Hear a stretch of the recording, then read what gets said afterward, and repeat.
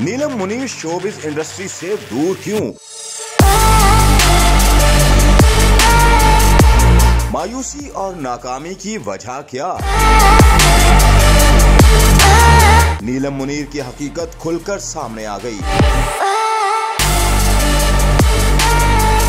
Pakistani film और drama industry की मारूफ अदाकारा नीलम मुनीर ने अपनी अदाकारी से मुतालिक अहम राज से पर्दा उठा दिया। एक इंटरव्यू के दौरान अदाकारा नीलम मुनीर का कहना है कि टीवी और स्टेज के फनकारों ने फिल्मी सनत को नई जिंदगी दी है। एक सवाल के जवाब में अदाकारा का कहना था कि वो शोबिज इंडस्ट्री से दूर नहीं हुई, बल्कि वो अच्छे स्क्रिप्ट और अच्छे किरदार को ज्यादा तरजीह देती हैं। कामयाबी से मुतालिक नीलम मुनीर का कहना था कि उनकी कामयाबी की वजह काम में लगन और जोश है। पाकिस्तानी मारूफ अदाकारा ने मजीद कहा कि कम काम करने से फनकार अपना मयार बरकरार रखने में कामयाब रहता है। इंटरव्यू के दौरान एक अहम मशवरा देते हुए नीलम मुनीर ने कहा कि अगर आप किसी मोड़ पर नाकाम हो जाएं, तो आपको मायूस होने की बजाय अपनी नाकामी की वजूहात तलाश करनी चाहिए।